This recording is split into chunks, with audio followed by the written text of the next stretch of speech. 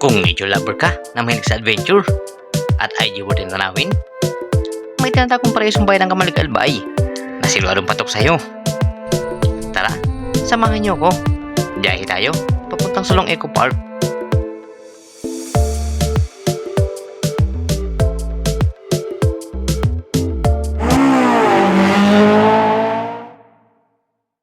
Magandang hapon mga Kaliks TV. So andito tayo ngayon sa Kamalig Albay. So bibisitahin natin ngayon ang isang eco destination dito sa Sulong Eco Park. So ready na ba kayo? Let's go!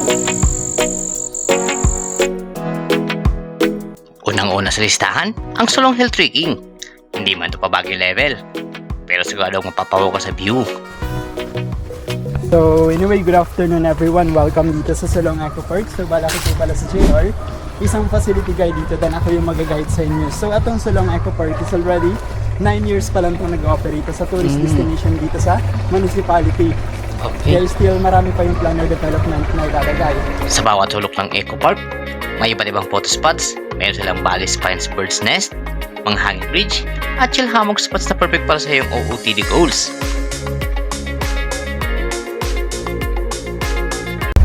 Isa na yung swimming pool. So bale, ang main activity din na gagawin natin dito ay trekking, then spelunking, or aakyat tayo ng bundok, then papasok ng cave. So Okay. dun sa taas ng bundok, matatanaw natin yung Green Hills Formation.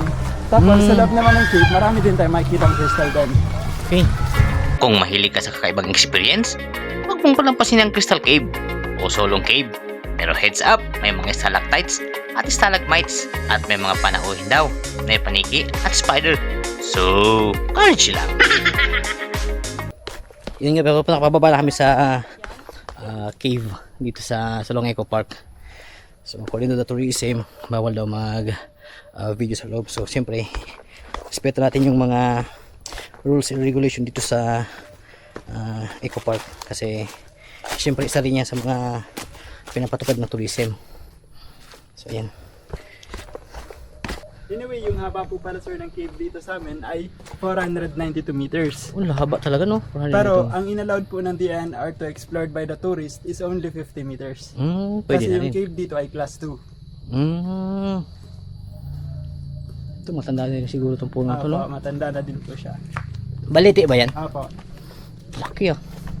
Wala ba dyan siya nakatira? maybe meron yun. Ha? Meron yun. Yan siguro na. Pag ganyan, may nakatira na siguro yan. So ayan guys, dito kami ngayon sa cave. Ayan. So bawal na mong video sa loob. So ganito lang yung video ko sa labas. Ayan. So ayan guys. Crystal Cave. Papasok tayo sir, no? Apo. Pahinga na muna po kayo sir. Oo, sige. Kasi para mas papagod pa mga bago. Apart from nature and adventure, isa rin itong agritourism site. May dalagang fruit, kakao, pili trees, at bee farm. May chance ka pang mag-harvest ng prutas at tikman ng local tabli. Ayun ang pangalan niyan sir? Wala man? Yan sir. Tambayan. Tambayan din. Parang view lang siya, view lang sa taas. Pareho lang dyan yung tanaw yung parang mini bohol.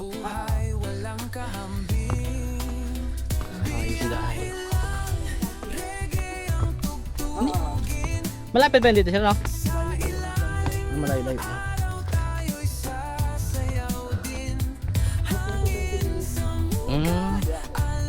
Distansya pa lang. Lupit ha. Yan guys Ganda ng distansya. Yes! Ganda ng mini bohol.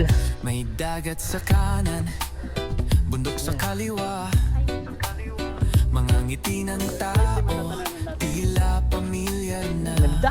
Pet! Kape sa Ganda ng view. umaga, It's may pa-heart. gitara sa gabi, kuwento ng biyahe. So after all the hiking and caving, it's time to chill. May rest area, mini cafe, and picnic spots. Sakto para sa mga magpahinga habang nagpapasalamat ka sa kalikasan. So Sama ka na, tara na't magbiyahe. Walang problema, kalimutan ang stress Sa bawat kalsada may bagong ngiti. Sulong Eco Park is more than just a destination. It's a reminder to slow down, breathe in fresh air, and reconnect with nature. Worth it naman. So yan guys, parang mini Bohol lang. So akala mo sa Bohol lang tayo may chocolate hill. So meron din tayo sa Albay. So ayan, kung suswertein ka pa nga, makikita mo sa isang frame yung Mount Mayon, Mount Masaraga, tapos yung Mount Mulac. So sa ngayon pupunta natin medyo di kita si yung tatlo na Mayon. So ayan. Kaya kung mapapadaan ka sa Albay, huwag mong kalimutang isama sa itinerary mo ang Sulong Eco Park. Ako si Alex, ng Lex TV Vlogs. Hanggang sa susunod na biyahe. Hanggang sa susunod na biyahe, mga kabiyahe, ingat sa biyahe. Alagaan at ingatan palagi ang kalikasan. Ayan guys, Lex TV Vlogs, ingat sa biyahe. Huwag nang magpahuli. Bawat tanawin ay parang pelikuli. Sa vlog na to. Picture kayong dalawa dito, pero pabasa muna kung okay yan sa inyo. If loving means walking with one with you, with the one you love, then I will walk with you all my life. Ano, okay sa Siguro inyo? ka?